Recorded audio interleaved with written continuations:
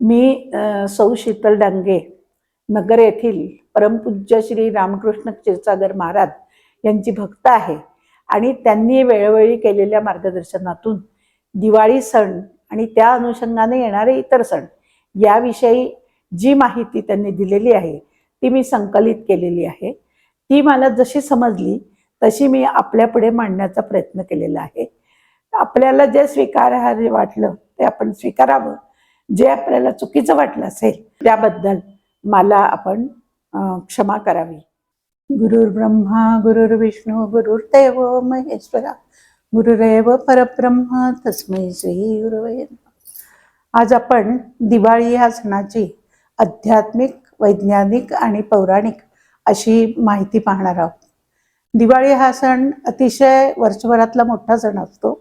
कधी 4 दिवसाचा असतो, कधी 5 दिवसाचा असतो, कधी 6 दिवसाचा असतो. तर ह्या सणाचं महत्त्व आपल्यासाठी काय आहे हे आपण आज पाहणार आहोत. तर कुठलाही उत्सव साजरा करताना माणसाला आधी उत्साह लागतो. हा उत्साह असल्याकडे उत्सव साजरा होत नाही. आता दिवाळीच्या पूर्वीची पार्श्वभूमी कशी असते की सुगीचे दिवस असतात, धनधान्य आलेलं असतं आणि पाऊस पडल्यामुळे सृष्टीसुद्धा हिरवा शालू नेसलेली असते. म्हणजे एकदम प्रसन्न वातावरण असतं. उन्हाळा नसतो, नुकताच शरद ऋतू होऊन गेलेला असतो आणि त्यामुळे आकाशात सुद्धा टिपूर चांदणं असं पडत असतं आणि ह्या वातावरणामध्ये थोडीशी थंड हवा पण असते. म्हणजे एकदम वातावरण हे आल्हाददायक असतं आणि या आल्हाददायक वातावरणामध्ये दिवाळीसारखा सण आपण साजरा करतो. वर्षभर लोक काम करतात, खूप कामाची त्यांना दडपणं असतात, त्यांना त्यांची ध्येय पूर्ण करायची असतात. त्यामुळे कुटुंबाकडे लक्ष द्यायला त्यांना वेळ होत नाही. अशा वेळी दिवाळीचा 6 दिवस 7 दिवस जे काही असतात ते माणसाला मनाला मोकळेपणा देण्यासाठी उत्सव साजरा करायचा असतो. खरं वास्तविक वर्षभर अतिशय ताण असतो कामाचा. त्या ताणातून तुम्ही मुक्त कसे व्हाल, तर तुम्ही आपल्या गावाला जाल किंवा आपल्या घरी दिवाळीचा सण साजरा कराल किंवा आपल्या मित्रमैत्रिणींना भेटाल किंवा आपल्या गावाकडे जाल. तेव्हा सगळ्या जुन्या आठवणी, सगळं मन मोकळेपणे आपण वागतो तिथे आणि सगळीकडे हिंडतो वगैरे. त्यामुळे मनावरचा ताण हलका होतो. बघा तुम्ही की पृथ्वी ही फिरत असते. त्यामुळे माणूस हा पृथ्वीवर राहत असताना माणसाचं मन सुद्धा सारखं फिरत असतं, चंचल असतं. त्याच गोष्टी करायचा त्याला कंटाळ येतो आणि त्याला बदलाची अतिशय आवश्यकता असते आणि तो बदल दिवाळीच्या सणानिमित्त लोकांना मिळतो असं माझं मत आहे. कारण गणपतीत जरी तुम्ही गेलात घरी तरी गणपतीमध्ये सुद्धा पाऊस खूप येत असतो, त्यामुळे बाहेर पडणं अशक्य होतं. तर दिवाळीमध्ये तसं नाही, पावसाचा जोर कमी झालेला असतो. तसं बघायला गेलं तर दिवाळीमध्ये आपण वास्तुपूजेपासून सुरुवात करतो. घराला आपण नुकताच पावसाळा येऊन गेल्यामुळे घराची साफसफाई आपण करतो आणि अंगण झाडतो आणि घराला सगळ्या माळा लावतो, आकाशकंदील लावतो आणि घराला सुसज्ज करतो साफसफाई करून. त्यामुळे घरामध्ये एक मोकळी हवा किंवा मोकळं वातावरण निर्माण होतं. चाकरमाने आपापल्या घरी जातात किंवा सासूरवासणी सुद्धा भाऊबीजेच्या निमित्ताने माहेरी येतात. तर मग त्यामुळे घरामध्ये खूप आनंदाचं वातावरण असतं. आपण पहिल्यांदा वास्तुपूजा करतो, म्हणजे घराची सगळी स्वच्छता, साफसफाई, घराची स्वच्छता करणं, घराला रंग देणं. कारण पावसाळ्यामुळे ना बारीक बारीक किडे घरात निर्माण होतात आणि त्यामुळे औषध फवारणी करून रंग दिल्यामुळे त्या किड्यांचा नायनाट होतो. अशी कितीतरी जीवसृष्टी असते जी मानवाला हानिकारक असते आणि जी आपल्या डोळ्यांनी दिसत नाही, पण पावसाची ओल धरून ती आपल्या घरात वाढत असते. अशा वेळेस घराची स्वच्छता ही एक प्रकारे वास्तुपूजाच आपण करत असतो. नंतर अंगण झाडतो. खेडेगावामध्ये असतं हे, शहरामध्ये नाही आहे हा प्रकार, पण तरी सुद्धा फ्लॅटची स्वच्छता करणं हे सगळी लोक करत असतात. तर मग ही एक प्रकारची वास्तुपूजाच आपल्याकडे होते. दिवाळीमध्ये महत्त्वाचे दिवस कुठले असतात? वसुबारस, गुरुद्वादशी, नंतर धनत्रयोदशी, नंतर नरकचतुर्दशी, बलिप्रतिपदा आणि भाऊबीज असे दिवस दिवाळीचे महत्त्वाचे असतात. ह्याच्यामध्ये वसुबारस ही आपण का साजरी करतो, तर गाय हा अतिशय उपकारक प्राणी आहे. गायीच्या शेणापासून जे खत निर्माण होतं त्यातून दाणेदार असं पीक येतं. गाय ज्याच्या घरात आहे त्याच्या घरात समृद्धी असते. गाईचं दूध हे पूर्णान्न मानलं जातं. गाईच्या दुधामध्ये सुवर्णाचा अंश असतो आणि आपण सगळेजण ते दूध सेवन करतो. मुलांना सुद्धा ते सात्विक आहार म्हणून उपयोगी असतं. तर गाईच्या गोठ्यामध्ये कायम प्रसन्न वातावरण असतं. असं कुठेही वाईट जागा असेल त्या ठिकाणी गाय थांबत नाही. गाईला सात्विक पुरुषांची ओळख असते, ती त्यांच्याजवळ जास्त रमते. आणि गाईच्या शेणीपासून आपण खत तयार करतो. नंतर माणसाचं जेव्हा अग्निदहन करतात तेव्हा सुद्धा गाईच्या शेणी, तूप आणि चंदन ह्याचा वापर करतात. शेणींमुळे काय होतं, जो धूळ निर्माण होतो त्या धुरामुळे अनेक जीवजंतू नष्ट होतात आणि तो आपल्याला आरोग्यदायी असा विषय आहे. गाईचं गोमूत्र हे सुद्धा आरोग्य आहे. म्हणजे गाईचं शेण, गाईचं गोमूत्र, गाईचं दूध, गाईचं दही, गाईचं दुधापासून केलेलं तूप हे पंचगव्य आरोग्याला खूप उपकारक आहे आणि बरेच लोक त्याचं सेवन करतात. त्यामुळे गाय ही अतिशय उपकारक असा प्राणी आपल्याकडे आहे. गायीच्या डोळ्यामध्ये अपार करुणा आपल्याला दिसते आणि ती अतिशय प्रेमळ असते आणि ती कधीही तिच्या धन्याशी हरकत घेत नाही. ती ज्या ठिकाणी जमीन हुंकते ती जमीन वसुंधरा असते आणि अशी जमीन खरेदी करतात. म्हणजे जमीन खरेदी करायला गेल्यावर मुद्दाम गाईला घेऊन जातात. गायीनी जमीन हुंगली की समजायचं की जमीन ही चांगली आहे. म्हणजे गाय हा अतिशय उपकारक असा प्राणी असल्यामुळे आपण गोवत्स द्वादशीला तिचं आपण पूजन करतो. तिला आपण बाजरी आणि गूळ खायला घालतो आणि तिला आरती करतो, तिला हार घालतो. सगळी आपण यथाविधी तिची पूजा करतो. आता गुरुद्वादशी हे काय आहे की श्रीपाद श्री वल्लभ ज्यावेळेस निर्गमनास गेले तो दिवस म्हणजे गुरुद्वादशीचा आहे. म्हणजे त्या दिवशी आपण गुरूंचं स्मरण करतो, चिंतन करतो आणि त्यांचा आशीर्वाद आपल्याला कसा लाभेल. कारण दत्तात्रेय गुरु हे सर्वसामान्यांचे कैवारी असे असतात. आपण संकटात सापडलो तर आपल्या हाकेला ते ताबडतोब धावून येतात. आपण त्यांचा धावा केला, त्यांचं स्मरण केलं, त्यांचं चिंतन केलं तर आपल्याला त्यांचा कृपा आशीर्वाद कायम लाभत असतो. म्हणून गुरूंचं स्मरण म्हणून आपण गुरुद्वादशी साजरी करतो. आता धनत्रयोदशी म्हणजे काय असतं तर त्या दिवशी धनाची पूजा आपण करतो. धन म्हणजे काय तर जे आपल्या नावावर ह्यापूर्वी झालेलं आहे. म्हणजे आपली वास्तू आहे, आपली जमीन जुमला आहे, त्याचे कागदपत्र असतील किंवा आपल्या नावावर पूर्वी केलेले जे दागिने, सोनं, नाणं असेल, हे सगळं आपलं धन असतं. त्या धनाची आपण पूजा धनत्रयोदशीच्या दिवशी करतो. म्हणजे त्या दिवशी त्याला आपण धने आणि गुळाचा नैवेद्य दाखवतो. काही लोक त्या दिवशी इंद्र आणि कुबेराची पूजा करतात आणि धनत्रयोदशीच्या दिवशी यमदीपदान आपण करतो.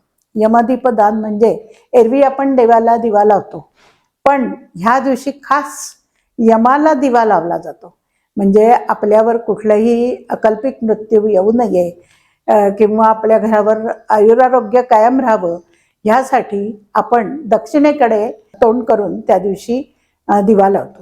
म्हणजे कणकीमध्ये हळद घालून हा दिवा तयार केला जातो आणि घराच्या बाहेर गच्चीमध्ये किंवा आता आपल्याकडे फ्लॅट असतो तर दक्षिण दिशेला तोंड करून हा दिवा लावला जातो. एरवी आपण कधीही दक्षिणेला तोंड करून दिवा लावत नाही. नंतर ह्या दिवशी धन्वंतरी जयंती असते. समुद्र मंथनातून धन्वंतरी हे 5वे रत्न आलेले असते आणि धन्वंतरी हे आयुर्वेदाचे जनक असं म्हटलं जातं आणि त्यांची जयंती आपण ह्या दिवशी साजरी करतो. म्हणजे धनत्रयोदशीच्या दिवशी आपल्याकडे जे धन आहे त्याची पूजा, यमदीपदान आणि धन्वंतरीची पूजा करून त्यांचा आशीर्वाद घेतला जातो. त्यानंतर येते अमावस, नरक चतुर्दशी. या दिवशी भगवान श्रीकृष्णाने नरकासुराचा वध केला. नरकासुर हा अतिशय क्रूर दैत्य होता आणि त्यांनी आपल्या तुरुंगवासात अनेक महिलांना डांबून ठेवलेलं होतं. तो अतिशय जुलूम सगळ्यांच्यावर करत होता आणि त्याचा वध हा नरक चतुर्दशीच्या दिवशी पहाटे श्रीकृष्णाने केला आणि त्याच्या बंदिवासात असलेल्या अनेक लोकांना, स्त्रियांना त्याने त्या दिवशी सोडवलं. म्हणून हा आनंदोत्सव आपण साजरा करतो. खरं तर देव म्हणजे ही वृत्ती आहे आणि राक्षस ही सुद्धा वृत्ती आहे. या वृत्तीचा देवांच्याकडनं नाश होणं आणि सात्विक वृत्तीचा उदय होणं हे सुद्धा या पाठीमागे द्योतक असं मानलं जातं. म्हणजे देवांनी दानवांवर विजय मिळवला म्हणजे प्रवृत्तीने वाईट अशा प्रवृत्तीवर विजय मिळवल्यासारखं असतं. आणि म्हणून आपण नरक चतुर्दशीच्या दिवशी दिवाळी साजरी करतो. पहाटे आपण अभ्यंग स्नान करतो आणि दिवाळी साजरी करतो. ह्या दिवशी स्त्रिया नवऱ्याला ओवाळतात, कारण ते पराक्रमाचं प्रतीक असतं. या दिवशी आपण घरातल्या पुरुषांना अभ्यंग स्नान घालतो, म्हणजे सुगंधी तेल लावतो, उटणं लावतो. आणि काही घराण्यात अशी प्रथा असते की आंघोळ करताना ओवाळायचं आणि काही घराण्यात आंघोळ झाल्यानंतर औक्षण करायचं, अशी प्रथा आहे. तर हे तेल जे आहे स्निग्धता वाढवणारं असतं, कारण पुढे हिवाळा सुरू होणार असतो आणि त्वचेला कोरडेपणा येऊ नये म्हणून आपण दिवाळीपासून अभ्यंग स्नानाला सुरुवात करतो. म्हणजे नरक चतुर्दशी हा आपल्या सगळ्यांच्या जीवनात अतिशय आनंदाचा दिवस असतो. आणि ह्या दिवशी आपण खास आपल्या मित्रमैत्रिणींना भेटायला जातो आणि एक प्रकारचा आनंद साजरा करतो. त्यानंतर असतं लक्ष्मीपूजन. समुद्रमंथनातून जेव्हा लक्ष्मी निघाली त्या दिवशी कार्तिकी अमावस्या होती. आपण अमावस्या ही अशुभ मानतो, पण समुद्रमंथनातून कार्तिकी अमावस्येला लक्ष्मीचं प्रकटीकरण झाल्यामुळे, हे आठवरत्न देवांना मिळाल्यामुळे त्या दिवशी आपण आनंदोत्सव साजरा करतो. इतर अमावस्या जरी अशुभ मानल्या तरी दिवाळीची अमावस्या ही शुभ मानली जाते आणि त्या दिवशी लक्ष्मीचं पूजन केलं जातं आपल्याकडे. तर लक्ष्मीपूजन करताना आपण नवीन जे सोनं आणतो त्या दिवशी म्हणजे त्याची पूजा आपण करायची. या ठिकाणी सोनं म्हणजे लोक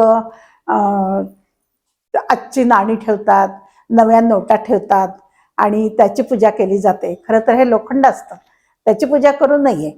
तुम्ही सुवर्णाची पूजा करा. त्या दिवशी वर्षभरातून जे काही कष्ट केले असतील त्यातून तुमची पुंजीनुसार 1 ग्रॅम, अर्धा ग्रॅम नवीन सोनं आणा आणि त्याची त्या दिवशी पूजा करायची आहे. तर ती पूजा केल्यानंतर आपल्याला ती लक्ष्मी आपल्या घराची वृद्धी होते. तर ह्या लक्ष्मीला आपण लाह्या आणि बत्ताशाचा नैवेद्य दाखवतो आणि श्रीसुक्ताचे आवर्तन करून आपण तिला अभिषेक करतो. अशा प्रकारे त्या दिवशी लक्ष्मीपूजन होतं आणि लक्ष्मी घरा आली म्हणून लोक फटाके उडवून आनंद व्यक्त करतात. त्याच वेळी आपण कोपऱ्यात केरसुणी ठेवतो. केरसुणीला सुद्धा आपल्याकडे लक्ष्मी आणण्याची प्रथा आहे. म्हणताना त्याला लक्ष्मीच म्हणतात, कारण काय तर ही लक्ष्मी घरामधलं सगळं घाण कचरा सगळं बाहेर टाकून देते.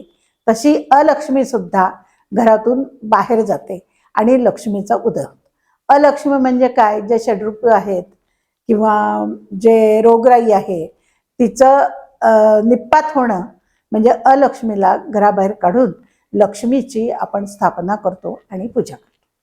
सगळे लोक काय करतात की छोट्या छोट्या देवांच्या चांदीच्या मूर्ती बनवून घेतात, छोटी छोटी नाणी बनवतात. तर तसं करू नये, कारण ती वितळताना अतिशय यातना होतात.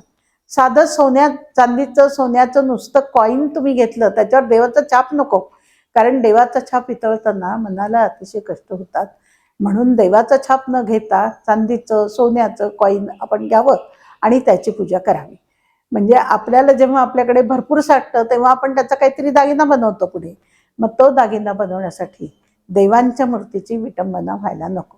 आपण आपल्या देवतांच्या विषयी अतिशय अभिमान ठेवायला पाहिजे. म्हणून देताना आपण ते लक्ष्म्या वगैरे असं लोकांना देतो तर ते देऊ नये. त्यापेक्षा चांदी सोनं वळं असं द्यावं आणि त्याची पूजा करावी. आता त्यानंतर असतं बलिप्रतिपदा. बलिप्रतिपदेला राजा बली हा अतिशय प्रजाहित दक्ष असा राजा होता. त्याच्या राज्यामध्ये संपन्नता नांदत होती. पण कसं असतं की वरच्या पायरीवर चढायला लागलं की मानवी देह आहे त्याला अहंकार होतो आणि त्याला अहंकार झाल्यामुळे त्याला असं वाटलं की मीच आता सर्वश्रेष्ठ आहे, कारण प्रजा तर त्याला देवच मानत होती.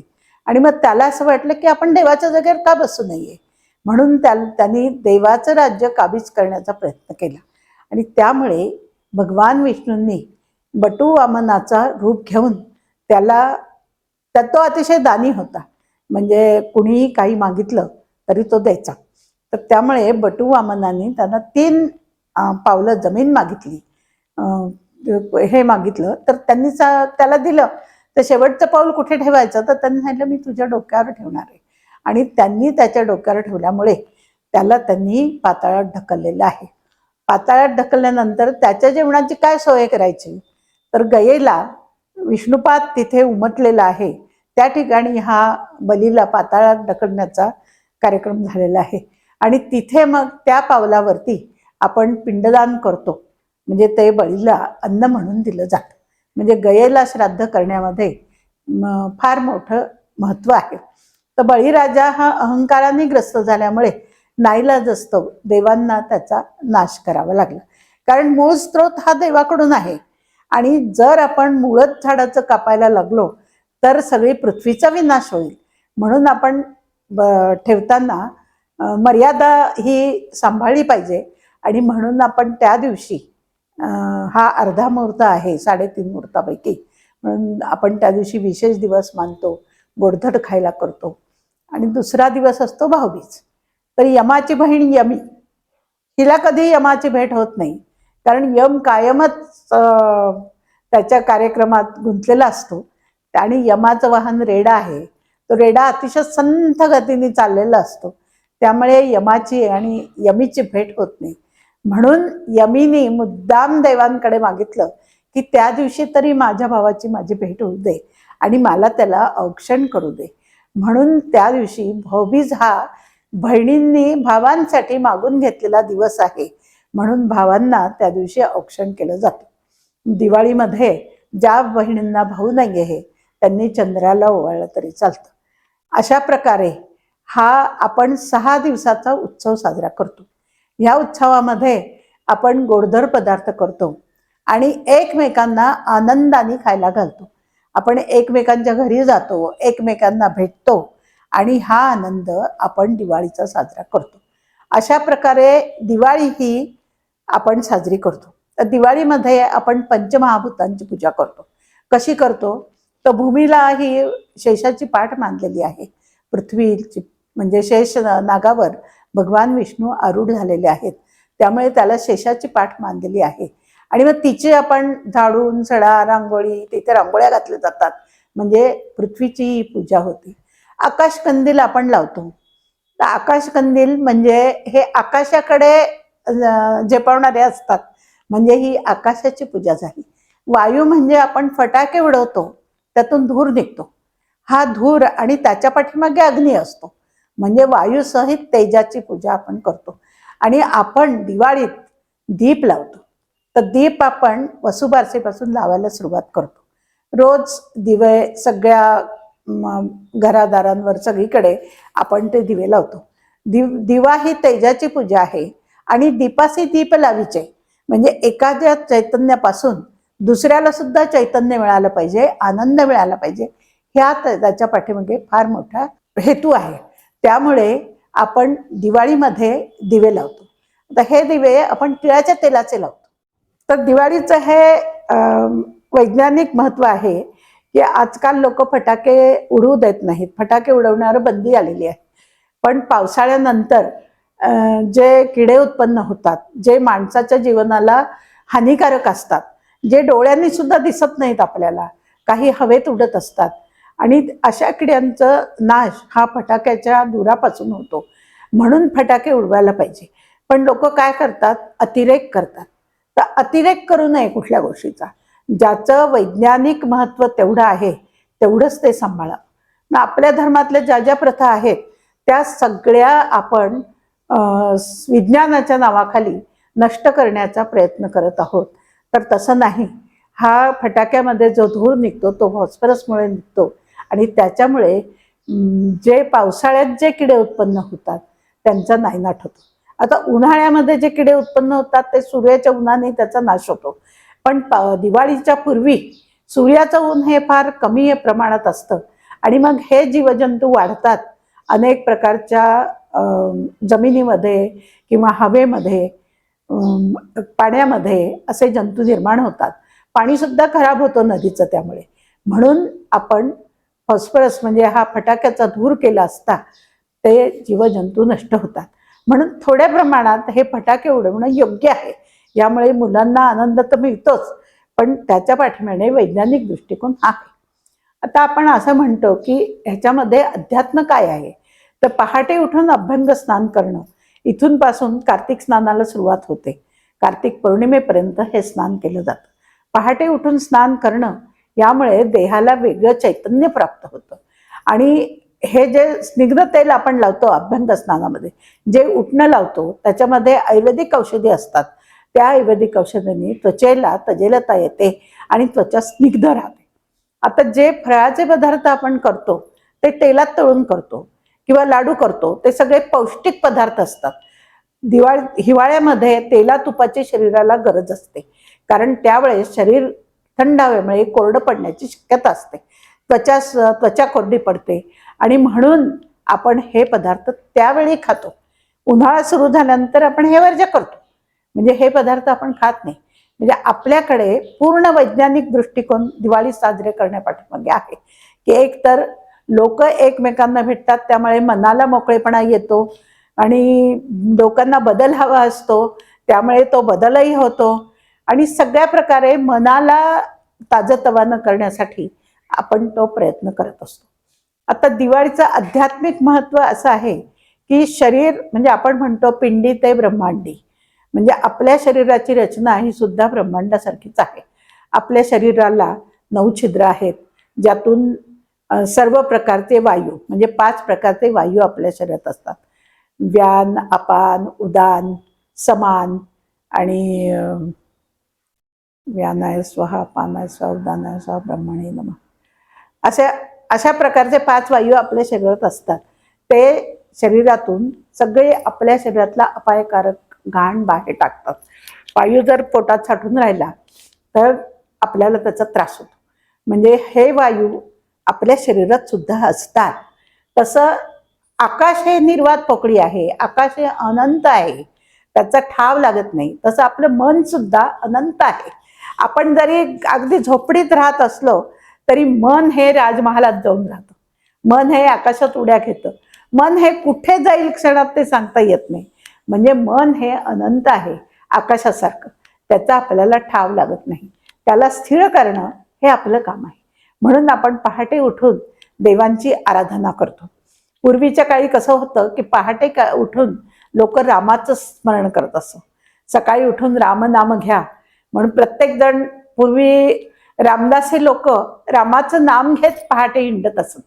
ते कशासाठी होतं की पहाटे उठून रामाचं नाम घेतलं तर तुमच्या मनाला शुद्धता येते. तुमच्या मनातले तुमच्या शरीरातले जे विषारी वायू आहेत ते सगळे नाहीसे होतात आणि तुम्हाला एक शुद्ध हवा किंवा चांगलं चैतन्य हे मिळतं. आता आत्मा हा चैतन्य स्वरूप आहे, तो आपल्या शरीरात वास करतो. आपल्या शरीरात जोपर्यंत आत्मा आहे तोपर्यंत शरीर हे तजेलदार राहतं. आता प्राणवायू हा भगवंत आपल्याला जन्माला घालताना देतो. त्या प्राणवायूमध्ये वृद्धी करणं हे आपल्या प्रत्येकाचं काम आहे. आपण नवीन पिढी असं म्हणते की ऑक्सिजन हा प्राणवायू आहे, तर ऑक्सिजन हा प्राणवायू नाही. ऑक्सिजन जर लावला माणसाला, म्हणजे मृत्यूशय्यावर आहे आणि अशा माणसाला ऑक्सिजनचं सिलेंडर लावलं तरी त्याचा मृत्यू होतो, तो जिवंत राहत नाही. पण प्राणवायू जर शरीरात असेल तर माणूस हा तोपर्यंत जिवंत राहतो. मग भगवंतांनी हे जे प्राणवायूचं सिलेंडर आपल्याबरोबर दिलेलं असतं ते आपल्या चांगल्या आचरणामुळे, चांगल्या आहारामुळे, चांगल्या वागण्यामुळे पुढे त्याचं प्रसव पावतो आणि आपल्या शरीराला उत्तम आरोग्य म्हणजे दीर्घ आयुष्य देण्यासाठी तो कारण ठरतो. म्हणून आपण दिवाळीत उठून पहाटे देवाची आराधना करणं आणि प्राणायाम करणं हे फार महत्वाचं आहे. आणि हे केवळ पहाटे उठूनच करणं शक्य होतं. लोक जर थंडी आहे म्हणून पांघरून घेऊन झोपली तर ते अनारोग्य होतं. म्हणून त्या दिवसापासून म्हणजे कार्तिक पाडव्यापासून अनेक प्रकारची स्नानं सुरू होतात लोकांची. पहाटे उठून स्नान करणं म्हणजे हे जे पूर्वीच्या काळी नदीवर जाऊन स्नान करायचे, आता नदीच नाहीये त्यामुळे घरात स्नान करावं लागतं. पण तेही स्नान पहाटे उठून केल्यामुळे आपल्या शरीराला तजेलता येते. म्हणजे आपण जे म्हणतो की पंचमहाभूतात आपला देह निर्माण झालेला आहे आणि तो पंचमहाभूतातच विलीन होतो, तर अशा प्रकारे आपल्या देहाची सुद्धा रचना ही पंचमहाभूताप्रमाणे केलेली असते. पृथ्वीवर जेवढं पाणी आहे तेवढंच पाणी शरीरात सुद्धा आहे. अन्नाचा भाग कमी आहे आणि पाण्याचा भाग जास्त असतो. म्हणजे पाणी सुद्धा आहे, आत्मा हे चैतन्य आहे, अनेक प्रकारचे वायू आपल्या शरीरात आहे आणि हा स्थूल देह म्हणजेच पृथ्वी आहे. हा आपण विचार करायला पाहिजे. आणि म्हणून दिवाळी ही आनंदाची कशी कराल, तर चांगल्या लोकांच्यात मिसळा, चांगलं धारण करा, चांगलं खा प्या, चांगले विचार करा आणि चांगलं आचरण ठेवा. यासाठी हा दिवाळी सण बरोबर अशा हंगामामध्ये आपल्याला भगवंतांनी देणगी म्हणून दिलेला आहे की ज्यावेळी अतिशय उन्हाळा नसतो, अतिशय थंडी नसते, पावसाळाही कमी झालेला असतो आणि अतिशय प्रफुल्लित असं वातावरण असतं. म्हणून आपण दिवाळी ही चैतन्याचा सण, आनंदाचा सण म्हणून साजरा करावा. आता दिवाळी झाल्यानंतर सुद्धा पुढे सणवार असतातच. आपण प्रातः स्नान करतो, ते कार्तिक पौर्णिमेपर्यंत करतो. आता कार्तिक पौर्णिमेचं महत्त्व आपल्याकडे फार आहे. त्याच्या अलीकडे वैकुंठ चतुर्दशी असते. म्हणजे आषाढामध्ये देवशयनी एकादशी सुरू झाल्यानंतर भगवंत हे विष्णू भगवान जे सृष्टीची स्थिती सांभाळतात, म्हणजे सगळं संसार सांभाळतात, ते आराम करण्यासाठी जातात आणि त्यांची जागा शिव घेतात. शिव हे सृष्टीचं नियमन करतात. म्हणजे जे वाईट असेल त्यावेळेस पावसाळा खूप येतो, जे वाईट असेल, जे भूमीला भार झाला असेल त्याचा ते नाश करतात. म्हणून त्याला लयाचे देवता असं म्हणतात. मग नाश करतात म्हणजे काय, की भूमीवरचा भार हलका करणं हे शिवाचं काम असतं. मग 4 महिन्यामध्ये आपण शिवाराधना फार करतो. दिवाळीच्या म्हणजे आषाढ, श्रावण, भाद्रपद, अश्विन, कार्तिक. कार्तिक हा चातुर्मासाचा शेवटचा महिना असतो.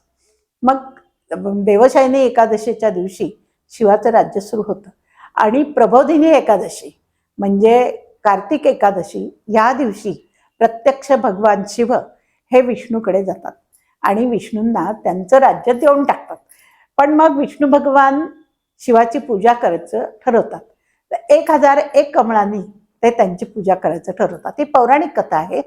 तर मग ते शिवाला त्यांची परीक्षा घ्यायची इच्छा होते. मग ते 1001 मधलं एक कमळ बाजूला काढून ठेवतात आणि प्रत्यक्षात ती 1000च कमळं भरतात. एक कमळ कमी पडतं. पण मग भगवान विष्णू असा विचार करतात की कमळ कमी पडलं म्हणून काय झालं, मी कमलनयन आहे, त्यामुळे माझा एक डोळा मी शिवाला अर्पण करू शकतो. म्हणजे त्यांचं एवढं प्रेम शिवावरती असतं की ते कृती करायला लागल्यानंतर शिवदेवता त्यांच्यावरती प्रसन्न होते. आणि म्हणून त्या दिवशी वैकुंठ चतुर्दशीचा हा दिवस आहे. त्या दिवशी आपण हरिहर भेट असं मानतो. हरीने हराची भेट झालेली असते. म्हणजे प्रत्यक्ष शिव आणि विष्णू यांची त्या दिवशी भेट होते आणि दोघंही प्रेमाने एकमेकाला आलिंगन देतात. मग त्या दिवशी आपण शिवाला तुळस वाहतो आणि भगवान विष्णूला बेल वाहतो. ही जी त्यांची दोघांची भेट झाली ती आवळीच्या झाडाखाली झाली. म्हणून त्या दिवशी आपण आवळी पूजन करतो. आवळा हा वनस्पती आरोग्याला अतिशय सहाय्यक आहे. अनेक प्रकारचे दुर्धर रोग आवळ्याच्या सेवनाने नष्ट होतात आणि आवळा हा कायम आपल्याला उत्साह देणारा असं फळ आहे. त्यामुळे आवळ्याला आपल्या पौराणिक आपल्या वेदधर्मामध्ये फार महत्त्व आहे. अमलकी म्हणजे त्या दिवशी आपण आवळी पूजन पण करतो आणि लोकांना आनंद म्हणून आपण त्या दिवशी अन्नदान सुद्धा करतो. म्हणजे बरेच लोक त्या दिवशी शिवाचा प्रसाद आणि विष्णूचा प्रसाद, हरिहराची भेट झाली म्हणून गोडधोड करतात आणि लोकांना मुक्त हस्ते अन्नदान करतात. तर बरेच लोक असे असतात की जे प्रसिद्धीचे वागे असतात.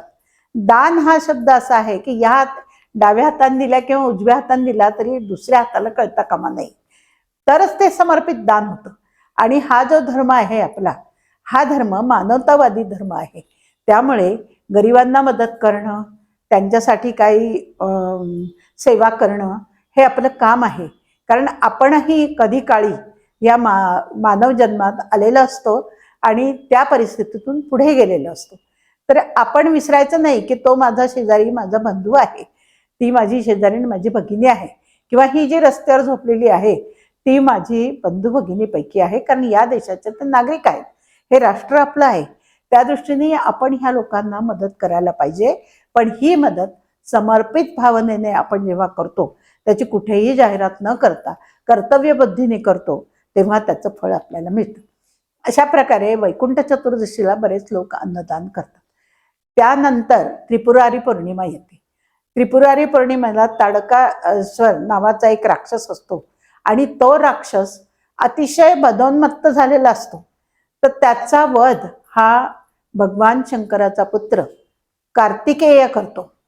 आणि त्यामुळे आणि त्याच्याबरोबर त्याच्या तिन्ही मुलांचा वध हे भगवान शंकर करतात. त्यामुळे त्या दिवशी भगवान शंकराची विशेष पूजा आपण करतो. त्या दिवशी आपण त्रिपूर जातो आणि दिवसभर उपवास ठेवतो, कारण युद्ध झालेलं असतं.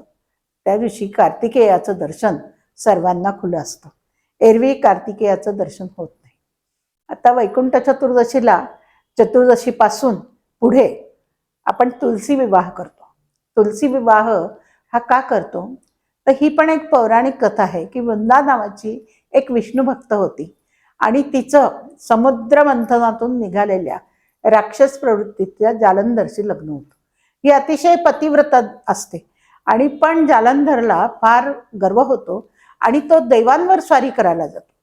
देवांवर स्वारी केल्यावर त्याचा निपात करायला पाहिजे, पण तो कुठल्याही प्रकारे देवांच्या पुढे पराभूत होत नसतो.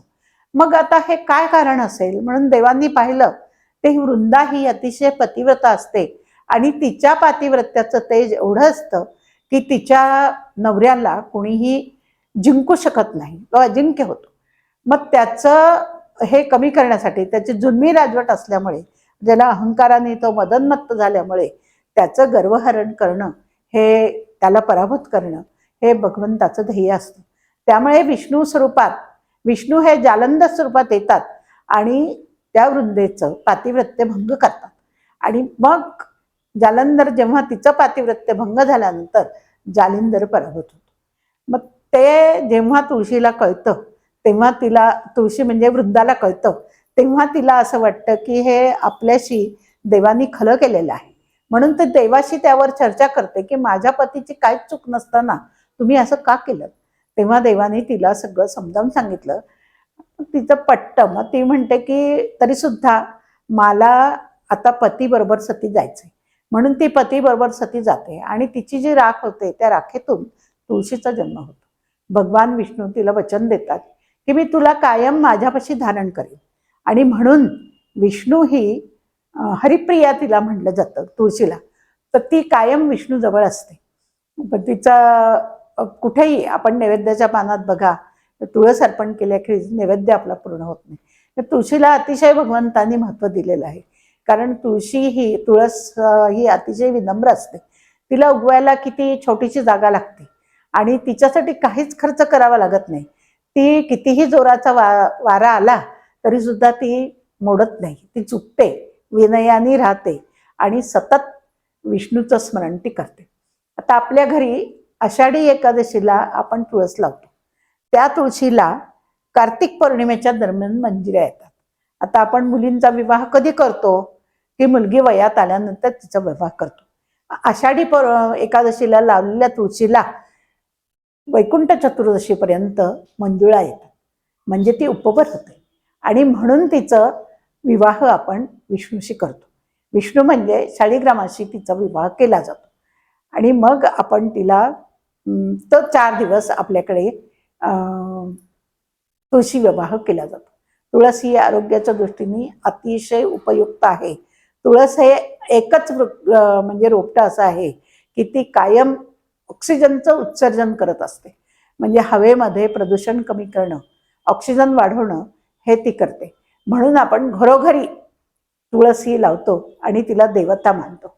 आपल्याकडे सगळ्या वृक्षांची किंवा सगळ्या प्राण्यांची जी सेवा केली जाते, ती सेवा वैज्ञानिक दृष्टिकोनातून केली जाते की त्याला त्याचं मोठेपणा व्हावं आणि त्याच्या उपकाराची आपण कशा प्रकारे फेड करू शकतो, हा सगळा, आणि लोकांनी जास्तीत जास्त ह्या गोष्टीचा लाभ घ्यावा, हा सुद्धा त्या पाठीमागे हेतू असतो.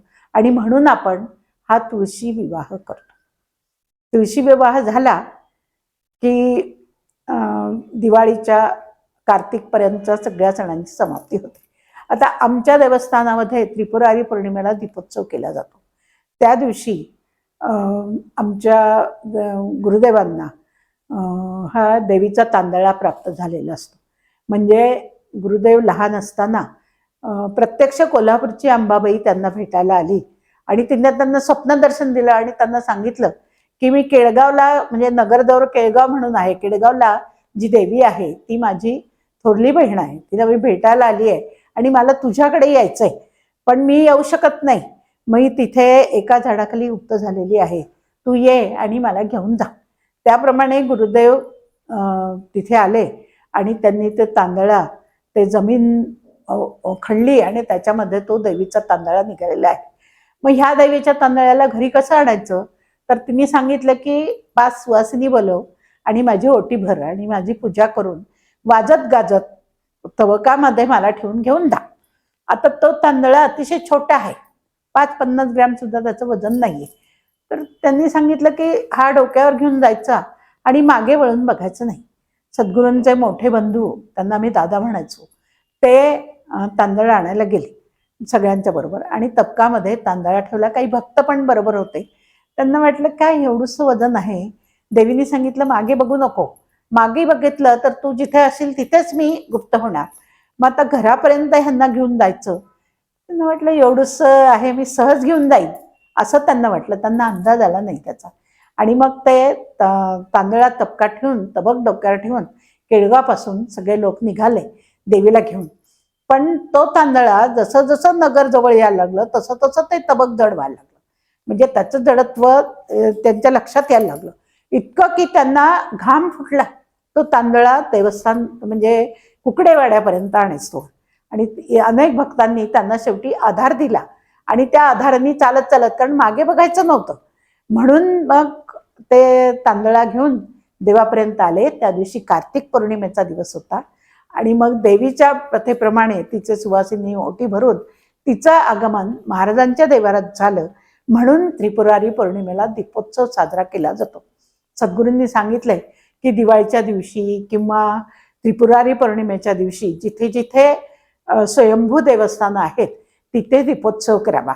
दीपोत्सवानी एक आनंदाची लहर निर्माण होते आणि लोकांना अतिशय प्रसन्न वाटतं.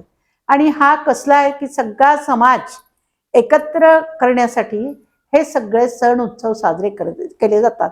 बंधुभावाने आपण, प्रत्येकाची आपल्या देवतांवर श्रद्धा असते आणि बंधुभावाने आपण हे सगळे साजरे करतो. तिथे जातीभेद कुठलाही नसतो आणि सगळा समाज एकत्रित येण्याच्या दृष्टीने आपल्या सगळ्या सणांचं महत्त्व हे फार आहे. आपल्याकडे कधीही सणावारामध्ये कुणाचाही दुस्वास केला जात नाही.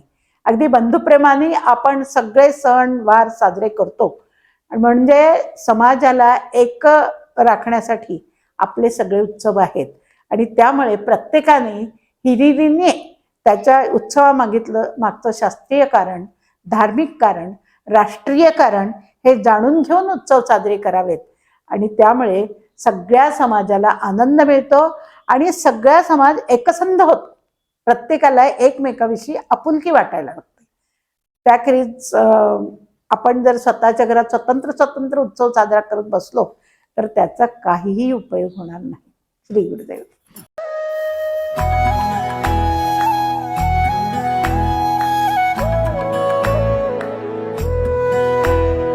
अध्यात्मावर अशीच माहिती मिळवण्यासाठी देव माझा चॅनलला सबस्क्राईब करा